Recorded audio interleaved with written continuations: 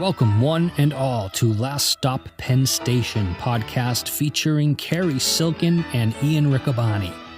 They dive deep into Cary's wealth of stories, and no subject is off limits. From the world of wrestling to his ticket agency, growing up in New Jersey, drug-fueled underground days, hustling in the French Quarter of New Orleans, and endless days and nights in New York City, every story is worth telling.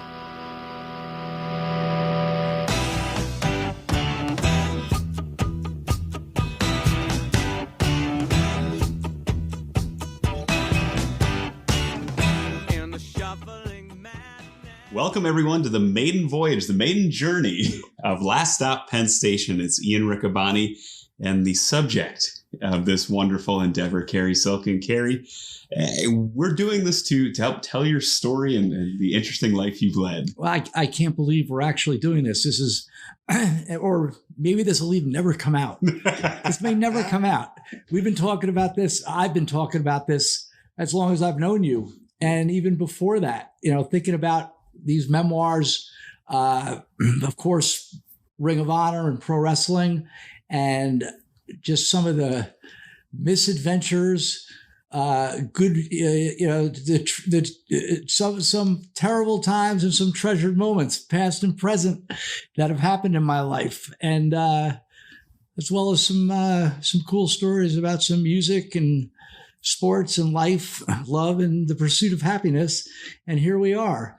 And what's it? Last Stop Penn Station? Last Stop Penn Station. And Cary, we're choosing this title because I personally want to hold your feet to the fire here. You've been writing your stories and your memories down, and it's been this really interesting read. You've shared it with me over time, and I want to call it that to remind you that this is something that the people need to see, they need to read, and hopefully you're able to get this out and get your story down. And well, I still need more convincing that people will be interested in it. Okay. But after recently seeing some shows, I don't know if you've seen them, The Deuce, an HBO show, which deals with 70s and 1980s. That's right, kids. There was a 70s and 80s, not to mention the 90s.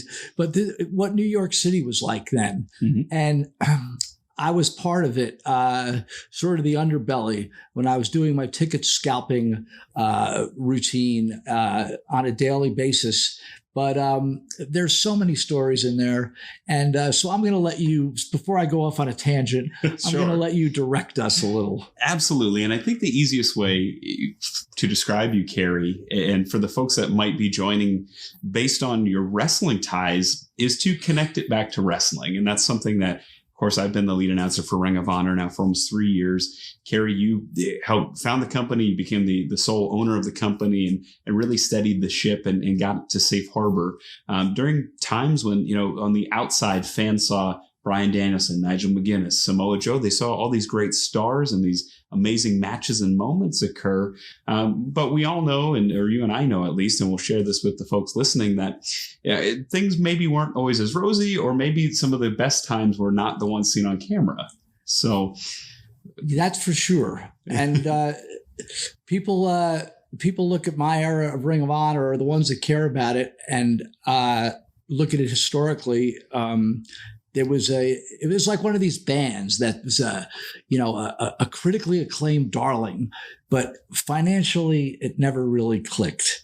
But as far as Ring of Honor, we did some great stuff, and the proof is in what we actually did, and you can still watch it today. Not to mention all of the aforementioned names, as well as the laundry list of names like Tyler Black and Adam Cole.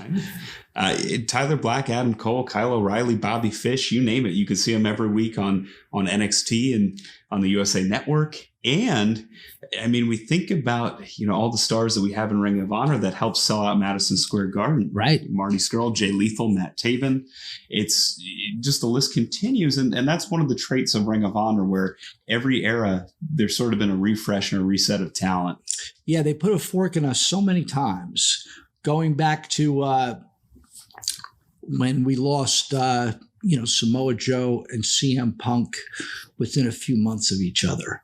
And Austin Aries. I'm going to leave some names out here.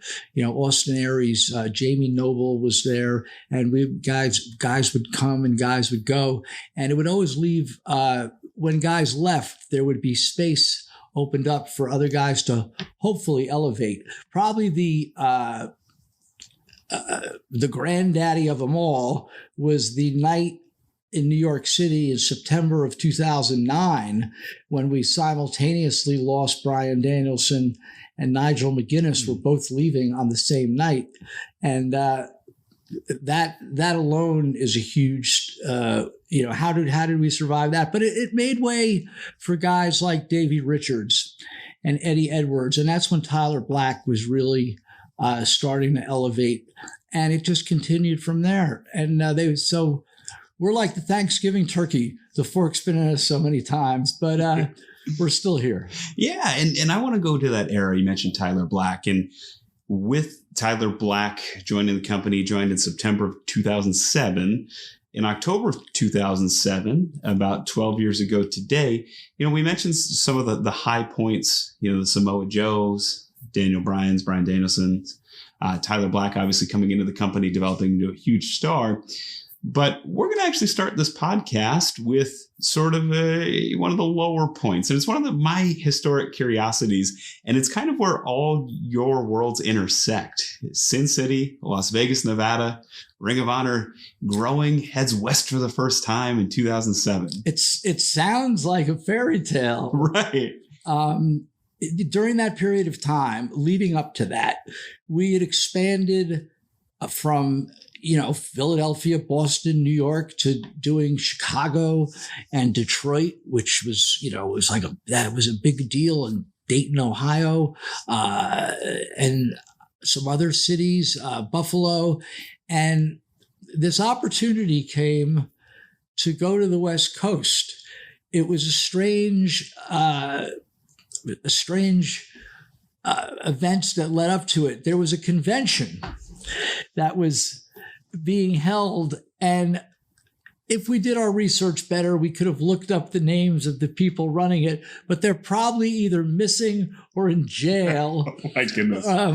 Because they abandoned ship. But there was a big convention, and there had been previously big conventions. John Arezzi's. Yeah. And I attended some of these, and I don't know if Mike from High Spots had been doing the WrestleCon kind of conventions yet at this point, but there'd certainly been other conventions. Right. But I believe, Gabe was all excited, and rightly so, because this was the first time one of these major conventions with all kinds of famous wrestlers and other luminaries of the wrestling world were convening on the West Coast. Now, it might have happened. Someone's going to call me out. Oh, it happened in Los Angeles, and I'm sure there were some, but this was going to be a big one. And this one was going to have MMA stars. There was going to be an MMA fight, if I remember correctly. This was going to be this big combat sport extravaganza filling the Cow Palace, right? Well, that's what we were told. That's okay. And we tried to do our homework to the best of our ability. And I remember a few weeks. So in order to make this thing somewhat successful, I can't remember the exact details of the financial deal, but I believe it was, we get out there and we put on a Ring of Honor wrestling show and we keep the gate.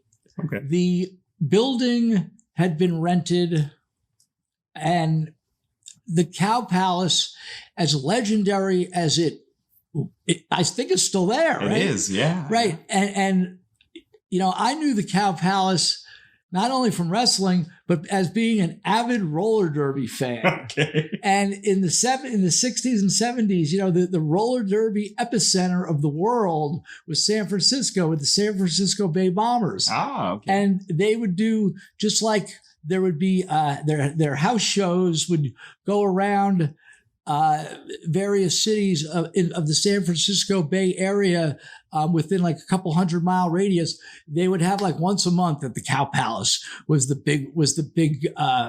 big match. But this was 2007, and the Cow Palace had fallen into disarray, but the kind of disarray it had fallen into, I really wasn't aware of it. I don't think anyone was. We should have done our research better. They weren't holding a lot of events there. And the convention was a 2-day convention, a Friday and it might have been 3, but I do remember it was a Friday and a Saturday, and we were doing the show Saturday night, and it all sounded good. So in order to make this even better, we're like, we got to partner with another city. Mm-hmm. We're schlepping all these guys cross country. Sure. And I'd like to see the card in front of me. Sure. Cassius Ono from NXT, who was known as Chris Hero. He was in the... Nigel was certainly there. Nigel was there. Brian Danielson. Right. If you see the event poster, which there's still many in the Ring of Honor storage facility, Delirious is on there as well. And you have guys like Human Tornado come in, which is a rare appearance in Ring of Honor for him. Big right. West Coast talent. And a man known as Cesaro now, Claudio Castagnoli, was there as well. And so, this was a big time event. You were bringing Rocky Romero was in the finals. And I remember clearly because he was a good friend of mine, and he'll always be missed. My buddy Larry Sweeney. Right, absolutely. And so we going to partner this up with another city, and Sid, who tried his best, he was a good man. He is a good man, and he's still, I still talk to him. It was an impossible situation a lot of times trying to, I used to, in doing previous interviews and podcasts, I used to say, you can't compete with Ringling Brothers. Well, Ringling Brothers is out of business now, but the idea is you can't compete with WWE. Mm-hmm. But we weren't trying to compete with them, but we were trying to make this thing financially sensible. So to do this, we had to partner up with another city. So what city was good? We had a guy at the time, Mike Stallings. He was a good man. He was trying to work with us with TV stuff, and stuff didn't really come to fruition. But they knew people in Las Vegas, and we were able to get. It was very difficult. That was the idea. We'll go to Las Vegas. Okay. The entertainment capital of the world. Right. How could it go wrong? Right. So it was very hard to find a building. And we found this ballroom. When I was recently there for the last Ring of Honor show, and I stayed for a couple of days at MGM Grand, when I was walking down the strip heading towards the Bellagio, only a few blocks from MGM Grand, I was like, oh shit, this is the corner because the building was like off the strip, 50 yards down, probably was like it was a nightclub. Mm-hmm. And that was the place. I don't even know, I noticed the corner was there. I don't even know if the building was still there, but this was the building that we had chose. We'll come up with the name of it for you at some point, folks, but maybe it's on the poster. It is, yes. And when we put the tickets on sale for Vegas, it wasn't good. And we went out into the Vegas show with maybe selling a whopping 110, 120 tickets. But we're figuring we're in Las Vegas. So many people are looking for things to do. Yeah, absolutely. That we're going to get people to go there. And I remember Mike Stallings, the aforementioned Mike Stallings, his son, who's a good guy, Mike Jr., he was trying to help us so bad. I remember the night of the show, he was out with like one of those, the old style boards. Sandwich man. I don't know if it was that, but it was a sign, right? So we, it was bad. It was bad. We maybe had 130 people there. Wow. There was no walk up. And my friend Dustin came out for this, and we had gotten to Vegas early to enjoy the fruits of Las Vegas. And our good friend Greg H. set us up with discounted rooms or maybe even free rooms. At the time, it was the Flamingo. Okay. Now it's the Paris, or it might even be something else now. Right. But we were at the Flamingo, and everything was great. It was a nice time of the year. What was it? Was it October? Right, yeah, right. Yeah. It was a nice time of the year, hanging out at the pool. Got there a few days early. But in the weeks coming up to this, besides the fact that the Vegas tickets were not selling well, the Cow Palace tickets weren't selling very well either. And then slowly but surely, word started coming about this convention, that there was something was rotten in San Francisco. Guys were pulling out. I remember reading about Larry Zabisco, about Tully Blanchard. We had discussed J.J. Dillon was supposed to be there as well. There were some pretty big names that you see now at conventions like StarCast, conventions like the High Spots conventions, the WrestleCons down in North Carolina. And I remember even reading as a fan that all of these stars that were supposed to be there were no longer going to be there. Well, guys didn't get their advances. Okay. Right? Guys didn't get their advances. Some of them did, some of them didn't. But the ones that didn't, some of the more savvy ones, I can't specify any names, but let's just say, a whole code. They were advertising everybody in the world too. We'll have to go back and look at the paperwork, but the top names, Hulk Hogan's going to be there. Ric Flair is going to be there. And some of them were never, ever. They probably weren't even contacted to be there. Right. And as it got closer, it wasn't looking good, but we were committed. So, and the plane tickets have been purchased. Sensibility would have been to cancel the whole damn weekend, but we were committed to going, and we went. Well, let's talk about that in proper context, because you mentioned TV and trying to get on TV. It would still be 2 more years until Ring of Honor got to HDNet. Prior to that, there was only some local TV in Philly that we got that was just kind of repurposed and repackaged Ring of Honor DVDs and VHSs that we'd see from time to time. In 2007, there wasn't as much going on in terms of notoriety. Although help me out here. Weren't we doing the pay-per-views that were on the in demand? Mm-hmm. Those would begin very, very soon, right?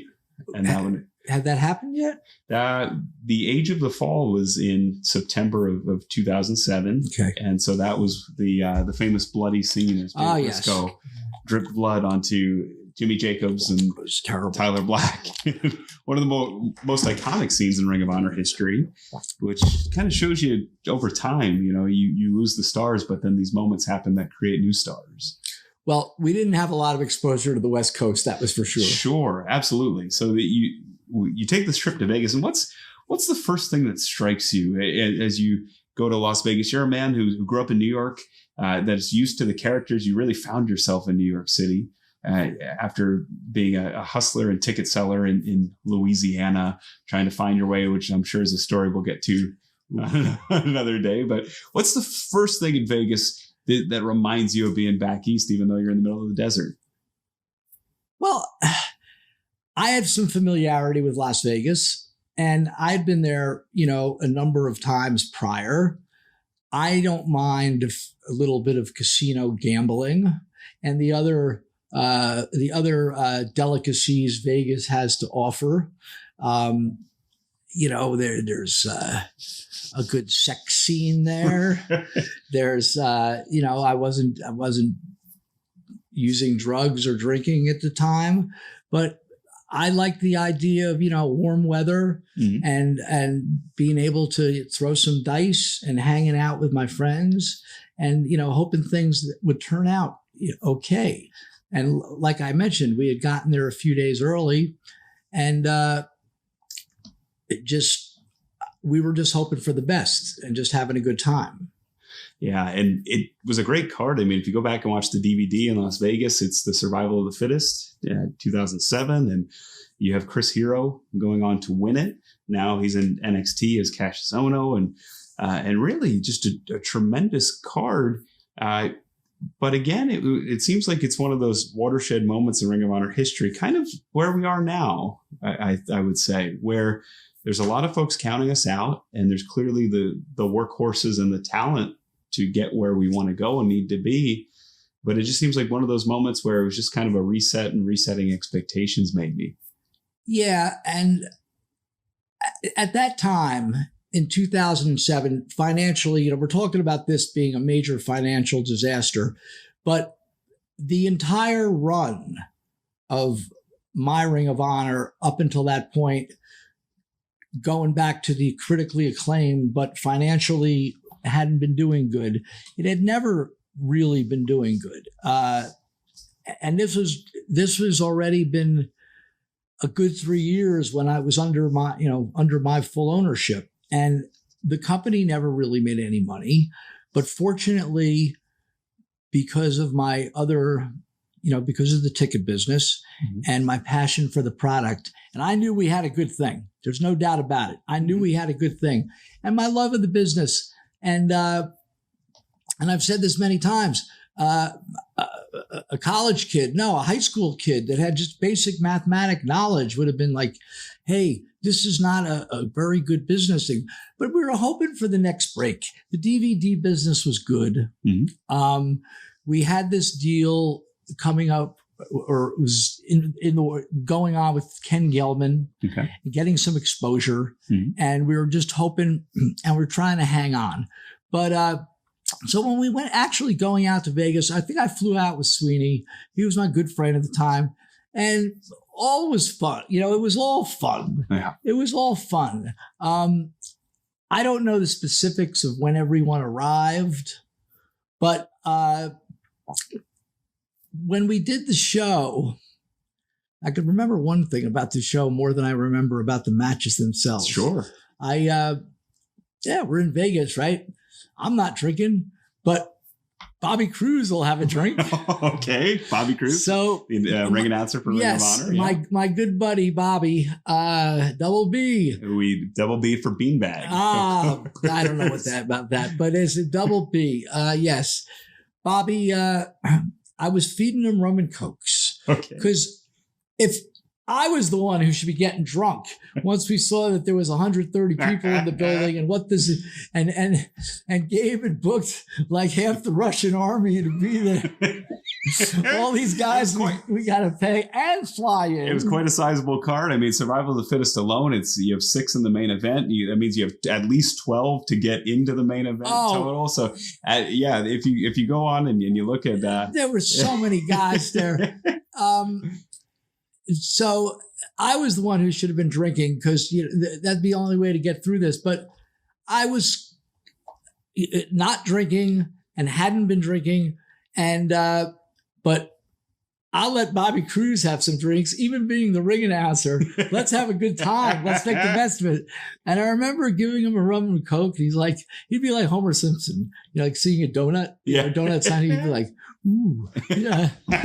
Well, he drank one, and he's fine. And he's one of in the history of Ring of Honor, he is absolutely one of the most knockout professional people as far as not making mistakes. When they talk about Ring of Honor and the Nigels and the Bryans and, these wonderful wrestlers over the years, and Samoa Joe and Adam Cole and Jay Lethal and the Briscoes, 2 guys that have hardly ever made a mistake in the history of Ring of Honor is Bobby Cruz and Todd Sinclair, and that needs to be said.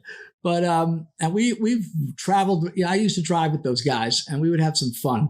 That's where the double B name came from, which we'll talk about in another time. But sure. I was feeding him these rum and cokes, and after he had his second one, he's like, he goes, it's only like the fifth match. I'm sitting with him, and it was a very tight setup. If you see the DVD, Mm-hmm. There was the bell table, and where Bobby was sitting and I was sitting, and if I'm not into a Ring of Honor show, I'll move away from the table. If I'm really enjoying the show, I'll just be bouncing around. So I was bouncing around that night. Anyway, after the second drink, I went back to the bar. I told the guy, give me a double, please. And I came back to Bobby. Well, he must have had, I don't know. Bobby's not a real hardcore drinker. A couple of, you've seen him. Sure. A couple of beers. Yeah. And he'll say anything. And he's a beer salesman too. Right. So. And he'll say anything. So I'll have to watch the DVD, because by the end of the show, he was drunk. But we got through that show, and I was beat up. Whoever got hurt that night, whoever took a bad bump, whoever might have got a little injury, mine was worse. Because when that night ended, I'm like, Jesus Christ, look at this. And now the word was out on the convention. It was all over the internet that now this Friday night had come. Mm-hmm. So there were these horrible message boards. Yeah. And there were reports from, Mike Johnson had his fight, of course, Dave Meltzer, that the convention was failing. Mm. And there was actually a question, do we go? But we're like, well, we got the plane tickets. We have everything. We're going to go. Yeah. And off we went. The next day, I want to tell the story right. We must have been doing the show on a Sunday, because we flew from Vegas. Vegas must have been a Friday. Mm-hmm. We flew from Vegas, and I remember we had a day off. Okay. And we were at a hotel somewhere near the airport, 15, 20 miles. Typical Ring of Honor style. See, the Cow Palace is not near downtown I think San it's close to Francisco. Santa Clara, right? It's somewhere in like between. 12 miles out of San Francisco. Gotcha. And I remember that night, that Saturday, Sweeney had a friend in San Francisco, and he and I went into downtown San Francisco to meet his friend for dinner and to hang out. So there was an in-between day. Mm-hmm. And during that in-between day,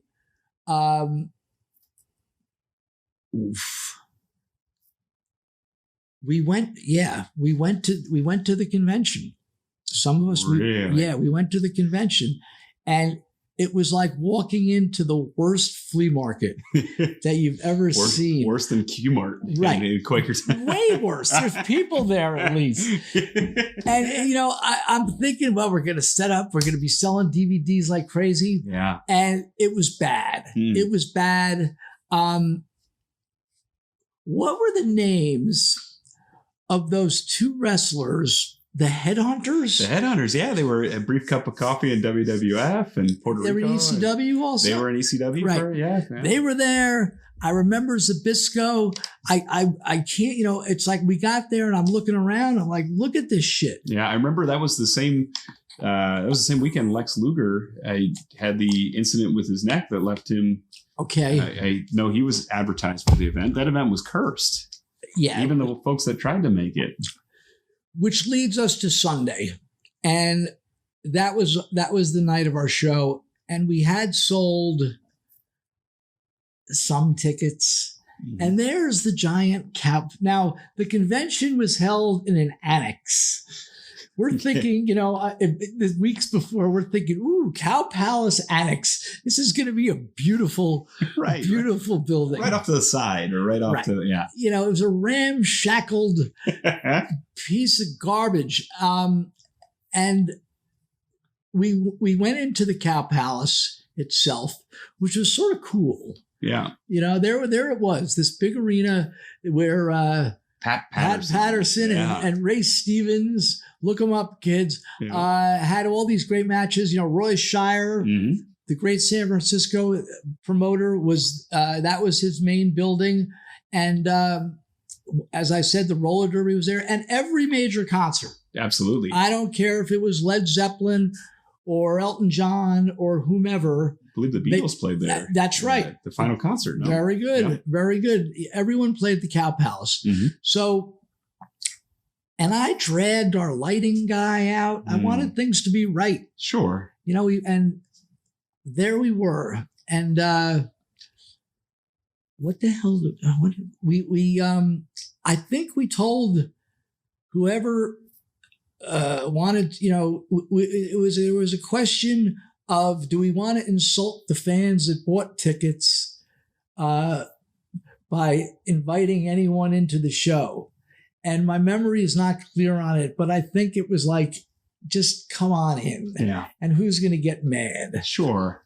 And think about the roster at that time of the folks that you're telling them, come on in. I mean, Bryan Danielson, Nigel McGuinness, we talked about the Kings of Wrestling. They were there. Rocky Romero, who's only 35 or 36 years old now, who's one of the best wrestlers in the world to this day. It just, the amount of talent that's on that card, Delirious, the names, the list goes on. And here you are, West Coast, and it's gotta be deflating, but you would soon bounce back pretty quick in terms of creating stars in Ring of Honor.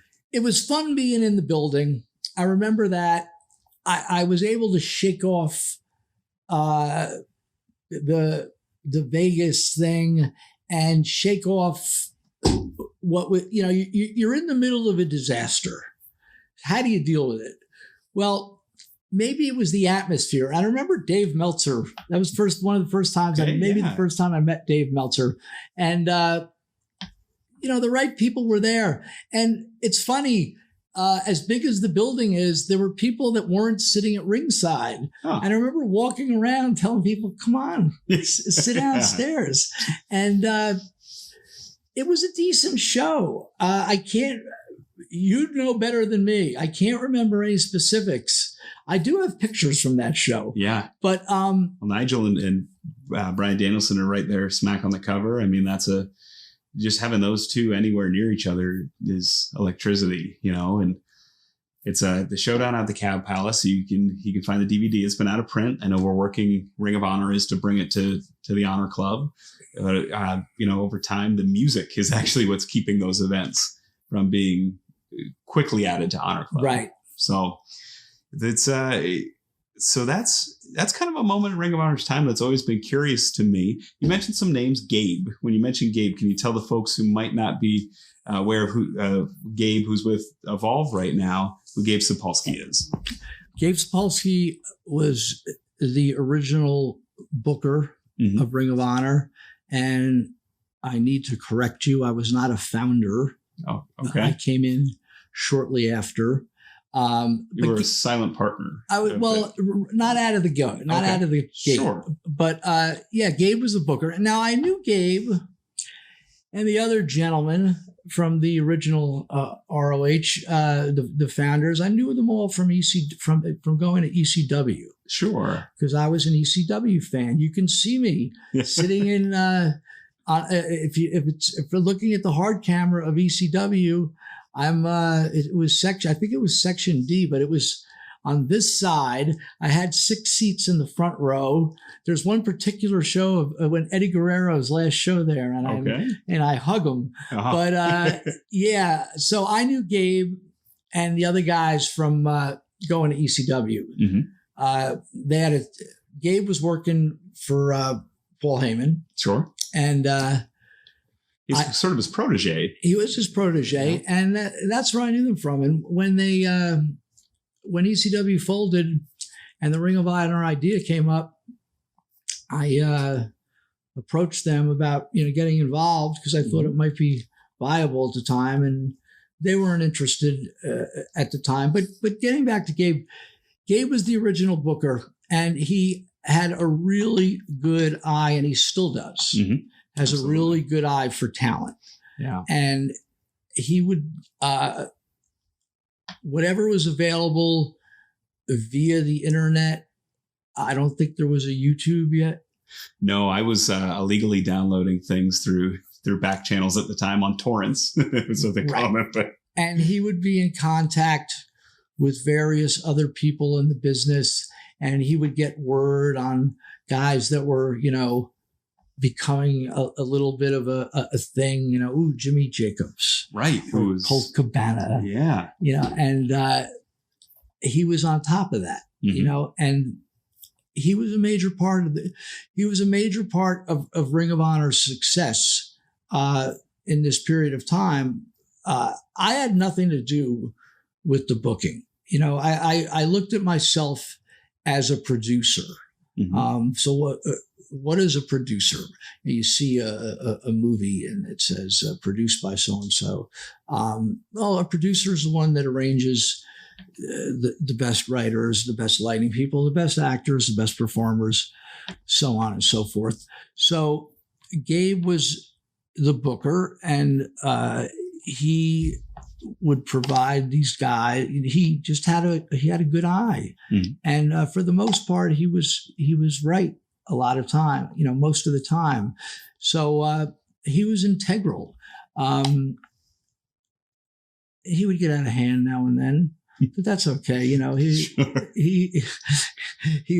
learned from Paul Heyman. Okay. But overall, when it came to the talent, he was very good with them and knew what was going on. He had a great eye. He was a really good prospector. And as you can see now, a lot of times Ring of Honor and Evolve compete for the same talent pool. I mean, that's who, as we continue to try and make stars, a lot of times if one has an offer from Ring of Honor, they'll also have an offer from Gabe and Evolve. And it was a different era back then.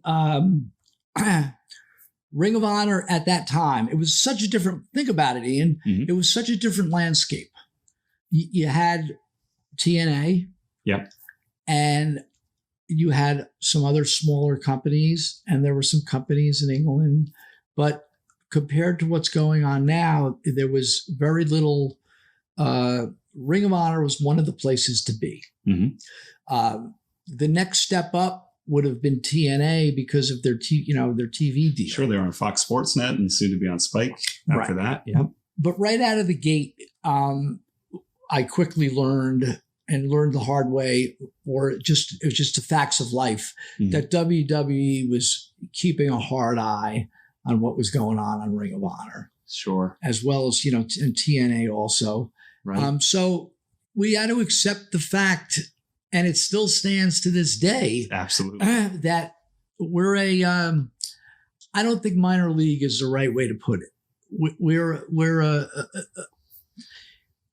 or any of these words are going to diminish what Ring of Honor really is. I was going to say a feeder system. We're a nationally broadcast platform. Absolutely. And for a lot of these stars, it's their first national or international exposure. I mean, we have the pillars like Jay Lethal, the Briscoes, Matt Taven's entering that class, Marty Scurll. But then for some newer talent that, a guy that Ring of Honor's just signed, Tyler Bateman, amazing talent, has established himself in Southern California. But this will be the first shot for a guy like him to expose himself to the country. And we still get veterans like a PCO. Absolutely. Or Bully Ray, my good buddy, who feel like this is a place to still come to. And Absolutely. it is still a place to come to. But back in this era we're talking about in 2007, It was sort of if you couldn't make it in WWE or you couldn't make it in TNA, if you wanted to go there, because it didn't have a great reputation, Ring of Honor was the place to go. And there was a good environment, which still exists today. Absolutely. There was a great environment. There wasn't really a lot of backstage, backstabbing, this, that. And I'm proud of that. And I think that ethic has continued through the years. And you've been around enough, and you know how this business is. But Ring of Honor has always been a really decent place to work, and it still is. Absolutely. And I want to circle back to one of the guys that you mentioned that made that environment so special. I only got to meet him once. I got to meet him in 2008. He had passed away sometime thereafter. A man you flew out with, Larry Sweeney. For those who've never seen Larry Sweeney or didn't have the chance to interact with him, how special of a talent and of a person was Larry Sweeney? I remember the first time I knew him, his name, from reading, The Observer or looking at Mike Johnson's site. Mm-hmm. And I'd go to a Chikara show now and then because they'd be local. Sure. They used to have in beautiful Hellertown. Hellertown and the 2300 Arena in Easton as well. Right. Yeah. So we were doing a show in, there was a period of time where we were in fabulous Edison, New Jersey. Yeah, right. There was a skating rink kind of place. And it was good enough. That was after the Rexplex had closed up. All right. The Rexplex was great. What a good location. So we needed to find a place in Jersey that didn't have these New York City prices. And Edison was a good spot. Only about, it's about an hour and change out of Philly. It was close enough, but far away enough. Does that make sense? It does. And one of the nights, Gabe, as brilliant as he was, and I mentioned half the Russian army, he would book a lot of guys. A lot of them were $50. Cary, I'm only paying him $50. Cary, I'm only paying $75. Well, it's times 20. Right, that adds up. That adds up pretty quick. You did good, Gabe. You really did. You did. But one night it's like, hey, I got this guy, Larry Sweeney. You're really going to like him. And Gabe knew what I liked. Mm-hmm. Like when he first brought Adam Pierce, he said to me, oh, you're really going to like this. And I'd known his name. He goes, he's really old school. Yeah. And I did like him, mm-hmm. So Gabe knew how to appease me. So he tells me about Sweeney. And he mentions to me that he thinks that he could be a really good manager. And we had Prince Nana. Sure, the leader of the embassy. Right. Yeah. And there was a period of time where Nana and Jimmy Rave, they were big. Yeah. Oh, yeah. And am I leaving any other managers out in the early days of Ring of Honor? Early days. Well, Shane Hagedorn was later. Shane was later. Yeah. See, folks, we do no preparation for this. That's okay, though. We do it straight off the cuff. We had Allison Danger. Yes, Allison Danger. She, of course, managed Christopher Daniels and how could I forget? Go ahead. That's why I got this man here. I'm trying to think of a few more, but those are really the marquee and the hallmark managers. Oh, Julius Smokes. Oh, of course. Yeah, well, he managed the world champion. Right. How can you forget? Yeah. Julius Smokes, God bless him. Yeah, he was at Madison Square Garden. I got to meet him for the first time. Yeah, he was a character, a good man. He's a good man. He's a good man. Absolutely. But anyway, back to Sweeney. So Gabe had earmarked Sweeney as a manager, mm-hmm. and boy, did he nail it. Yeah. He nailed it again. Gabe nailed it because Larry was he was perfect. And turns out after meeting him and talking to him the first night that he lived in Bethlehem, Pennsylvania. Wow, that's about where we're from. Right. Yeah, that's about where we live, yeah. And he was a great guy to talk to. I hit it off with him right away. He knew rock and roll. He knew film. Not that I'm some great expert on film, but I like to watch some movies. And he used to like to read. Mm-hmm. And he was a different cat. And we exchanged numbers, and we became friendly, which leads to all kinds of stories. But as far as his talent, he was off the charts. He could have made it. There's no doubt about it. It's really sad what happened. Larry was bipolar, and it just sucks. But he was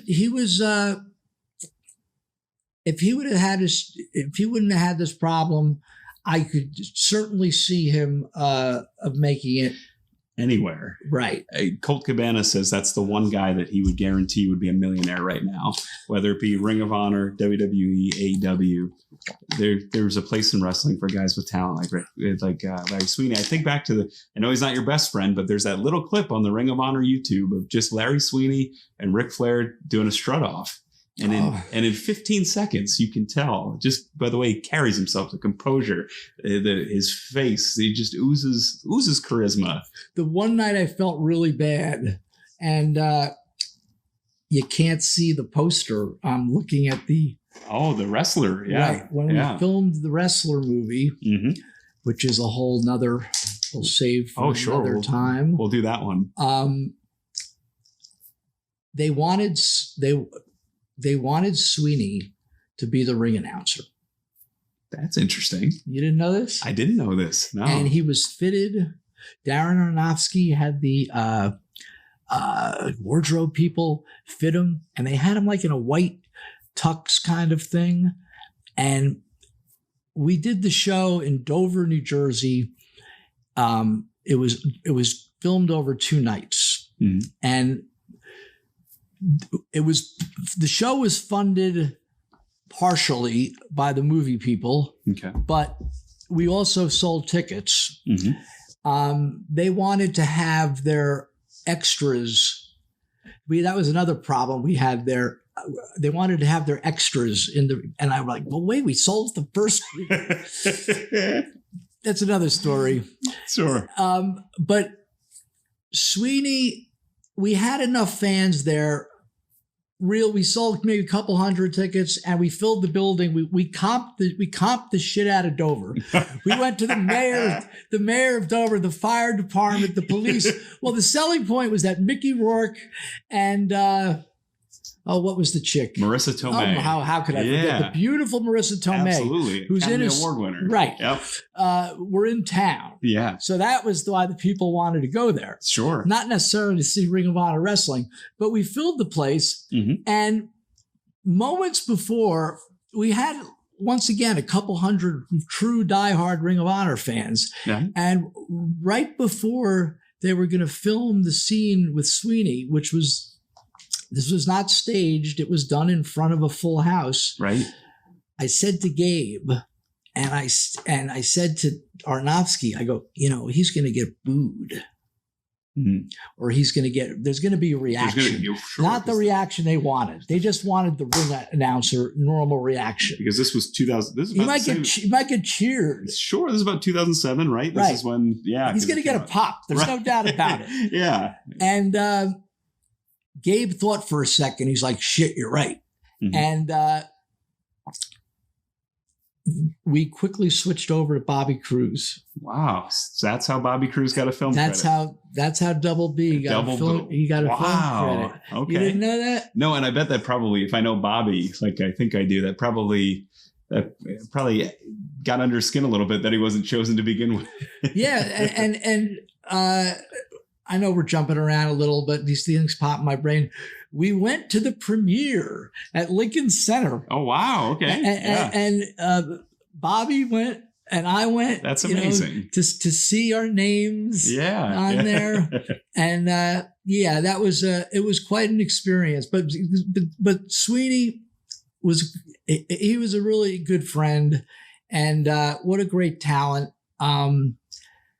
It's been 10 years, huh? It's been a minute. Yeah.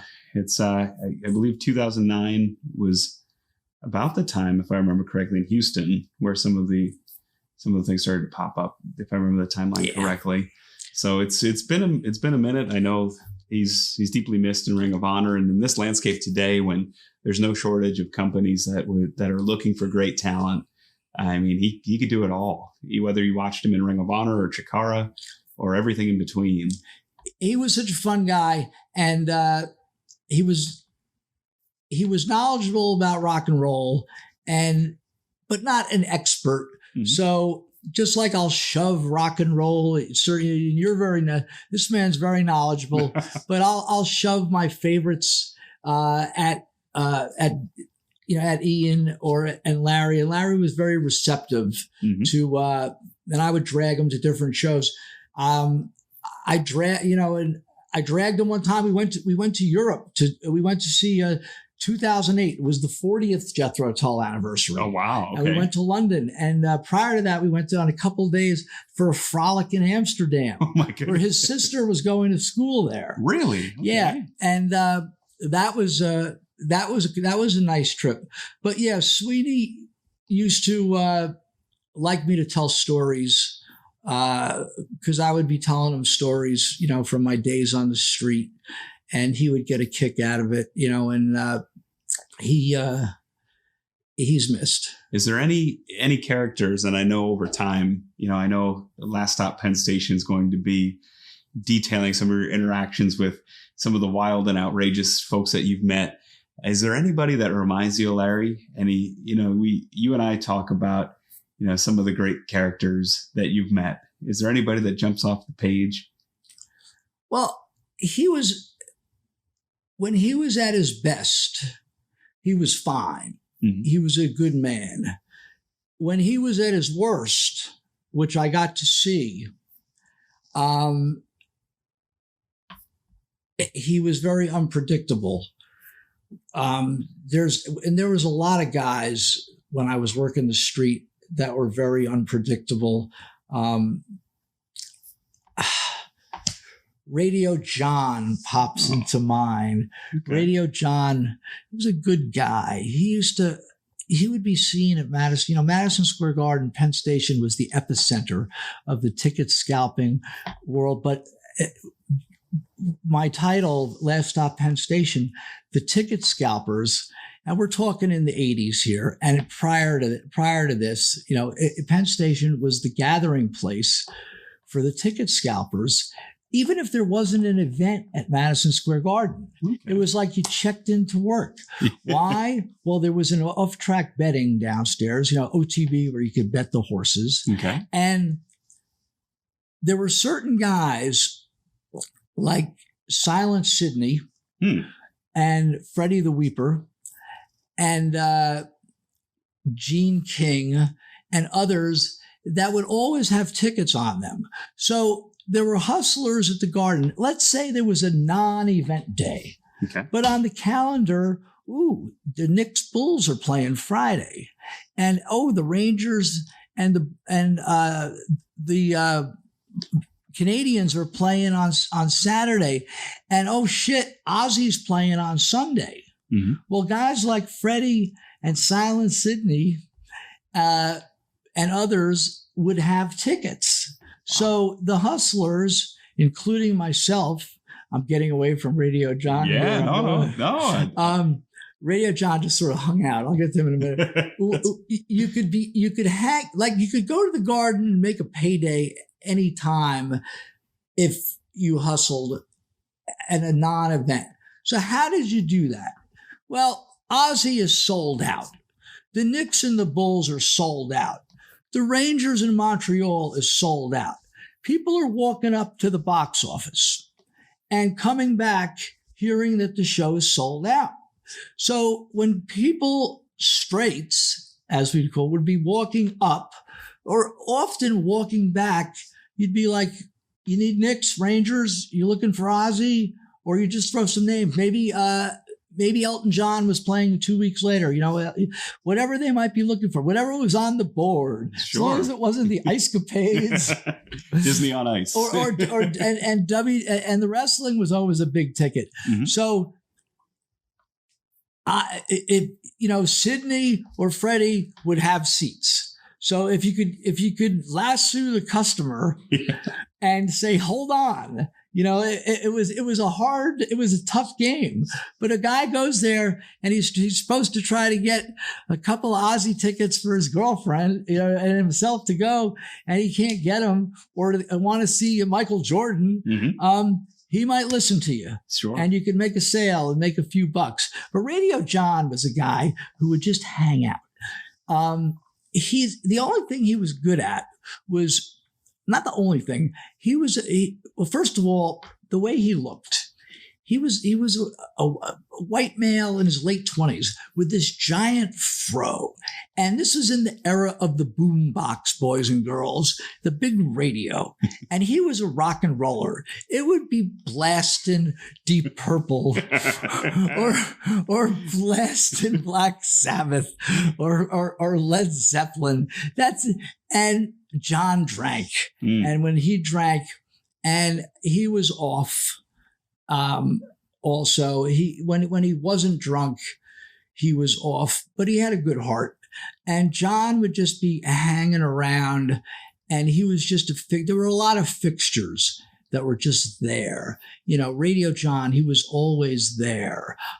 Eddie the Foot was always there. And Crazy Craig, the newspaper guy who's been in many Martin Scorsese movies, by the way. Really? Yes. He's been in a number of movies, and he was buddy with Keith Richards. He's a bizarre. We have to do an episode just on Crazy Craig. You have to do an episode. But I don't know if I answered your question very well, but we threw some flavor out there. That's for sure. Absolutely. And a lot of names to come back to. And really to tie a bow on this, as we think about Ring of Honor in 2019, some of the risks Ring of Honor's taking, it's this competitive market now.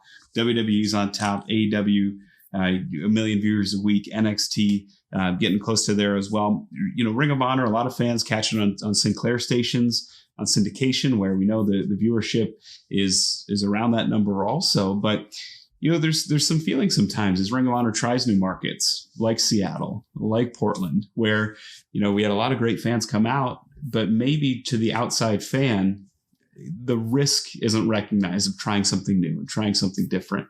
And as we see new talent like Lifeblood, Mark Haskins, Bandito, Tracy Williams, Jeff Cobb, Roosh, the world champion, make their debuts, it feels a lot like it did maybe in 2007 when you had this great core.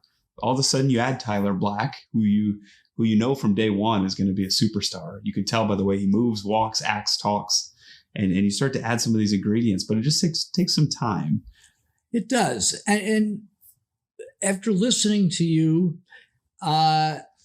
we've got the goods. Mm-hmm. I'll put our roster currently up against AEW, or I'm sorry, are we better than you or WWE?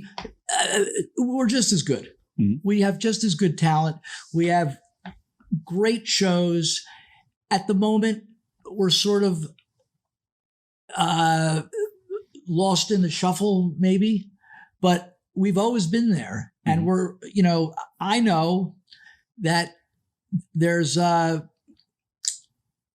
it is what it is, and it's continuing, and we're still here. And from what I've seen recently, the product is still great.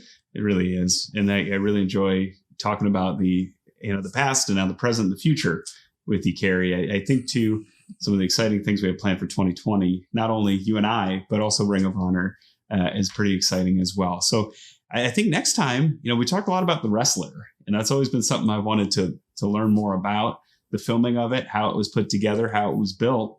Would that be something you want to talk about for the next episode? Yeah, we could tell how Nicolas Cage came to the Manhattan Center. He was the original guy cast to play the. You didn't know that? To play the Mickey Rourke role. And Darren Aronofsky asked us, "Can we come check out one of your shows? And we're going to bring. Don't tell anyone, Nicolas Cage." And I'm like, really? Yeah, and I'll tell you the rest later. Oh, wow. That's a great teaser. And maybe, too, we can talk about what character Mickey Rourke in your life has met. And that'll be some great stories, too, because I'm going to ask you about Sunnyside Gardens, how you grew up being a wrestling fan in New York City, how important wrestling is, maybe some thoughts about the Garden, and that might be episode 3 from there. Plenty of them. Yeah.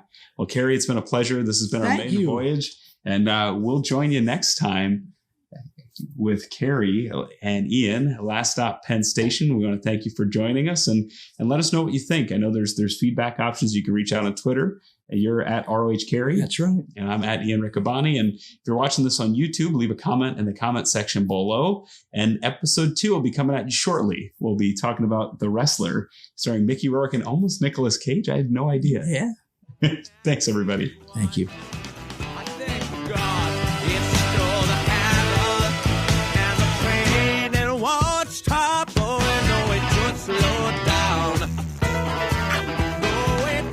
For listening to Last Stop Penn Station podcast. Rate, review, like, subscribe, and share on your favorite platform. Connect with us on Facebook, Instagram, and Twitter, or at laststoppennstation.com.